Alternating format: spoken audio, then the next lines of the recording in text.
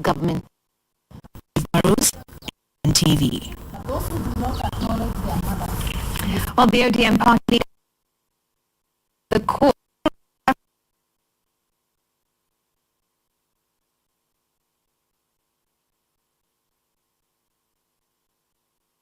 crisis that Kennedy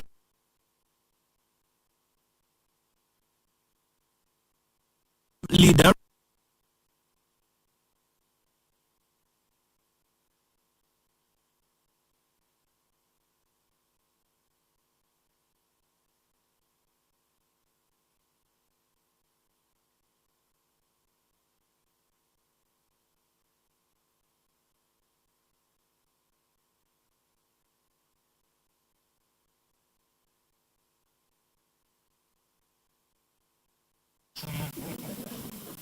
and I said the reggae did not stop. The reggae went on half time. The players have been getting some kind of massage and instructions from the coaches. And we have been doing overhaul. So shortly the reggae is going to be back. And nobody can stop reggae. Raila, who spoke at the swearing-in ceremony for a new electoral board for the ODM party, says the BBI report is ready and soon he and the president will receive it and set in motion certain events, key of which Raila says the report's recommendations will be in 3 parts: those that will require the executive action, legislative action, and those that will require a popular vote. If there's a need for a country to do a referendum, the country does it. It is done all the times in European countries, in civilized democracies. Why do Kenyans not want it? Why are you being told, do it together with the general elections? How are you going to do it with the general elections? 6 ballots. You want to add another 7 to the illiterate voter. That will not work. We will do it before the next general elections. But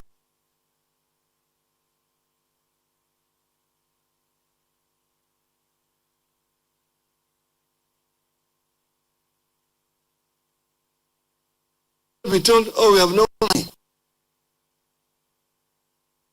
to do it, and we can teach Mr. Chebukati if he's going to how to do it. We are going to show him how to do it. the ODM leader has also told of Deputy President William Ruto on his remarks about the deep states. You're talking about deep state. Where? Is the president and his deputy. So I go and ask Mr. Deputy President, which deep state are you talking about? We are not ourselves, we are not in government as ODM. There is something which we were missing, and that's something which we were missing is called system. Some people are saying our system is not important, but system is very important. Forget about Oburu Odinga is an individual. NTV has learned that the final BBI report could be handed over to President Uhuru Kenyatta and Odinga by the end of August or early September. Kennedy Muredi, NTV. Right, and from politics back to health matters now, and the government has spent up to 130 billion shillings in COVID-19 emergency and response program since March 2020. This is according to Treasury Secretary Ukur Yatani, who appeared before the National Assembly's Health Committee today to answer to expenditure queries. It comes against the backdrop of public uproar and calls for accountability. Zainab Ismail has more. 130.4 billion shillings have been disbursed to various ministries and county governments for COVID-19 response since March this year.